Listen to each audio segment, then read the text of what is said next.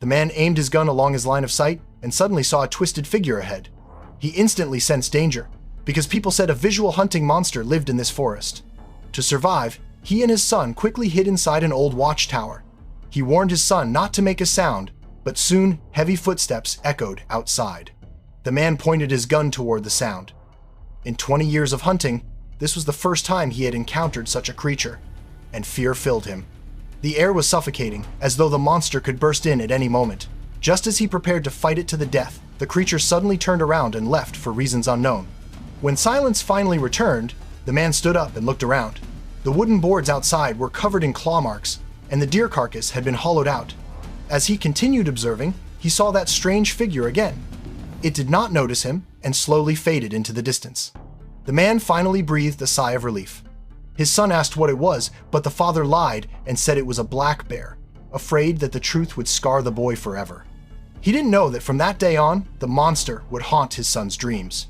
30 years later, the boy, now an adult named Jake, was living with his family in the city.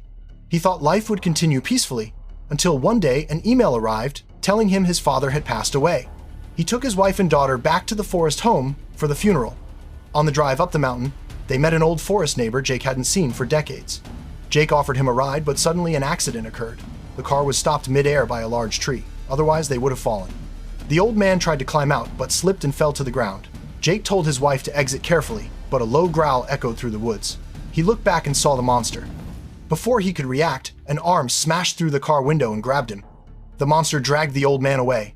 Realizing the danger, Jake climbed onto the roof of the car and spotted their old house nearby. The monster's growls returned. The family ran desperately and barely entered the house in time. The violent pounding on the door terrified all of them.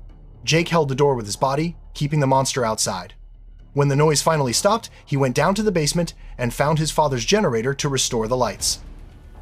The danger was temporarily gone, but Jake knew the monster would return. He pushed a wardrobe against the door, believing it would protect them. He didn't realize his injured arm had already become infected. That night, his hair began falling out, and his vision became distorted. He could still recognize his wife, but barely. He struggled to remain calm, but his wife had already seen the strange marks on his arm. After sending their daughter away, she discovered black fur growing on his wound. The smell of blood entered Jake's senses. He suddenly lost control and stood up violently, instinctively biting his own hand. But a small spark of human consciousness stopped him. Seeing his terrified wife, Jake walked out of the house without looking back. His wife knew she and her daughter were no longer safe. Jake would soon lose all reason. She needed to get him to a hospital, but what could she do? Then she noticed a car parked outside. She quickly found the keys and grabbed a fruit knife. After checking that the outside was quiet, she took her daughter toward the vehicle. Just as she started the engine, the monster appeared again and attacked. They escaped the car and climbed onto a nearby plastic water tower. The monster rushed after them and tore into the tower. As it was slashed open, they nearly fell to their deaths. Jake arrived and shouted for them to jump, but even the water tower wasn't safe. The monster had climbed inside and attacked from below. Jake told his wife to take their daughter back to the house. To distract the monster, he leapt off the tower and ran away. The plan worked, giving them time to escape. Horrifying growls echoed outside as Jake fought the monster. Then, everything went silent. Suddenly, Jake appeared at the door. After hesitating, his wife opened it, uncertain whether he was still himself.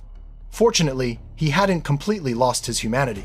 But he didn't speak. Instead, he walked into the living room. Their daughter peeked from behind a cabinet. Jake sat on the floor in agony, his face twisted and monstrous. Yet the little girl wasn't afraid. She approached him and asked if he was okay. She didn't know that Jake could no longer see her clearly. He tried desperately to remember that the figure before him was someone he had vowed to protect. But a terrifying force surged through his body. He collapsed, his fingers twisting, and the smell of flesh overwhelmed him.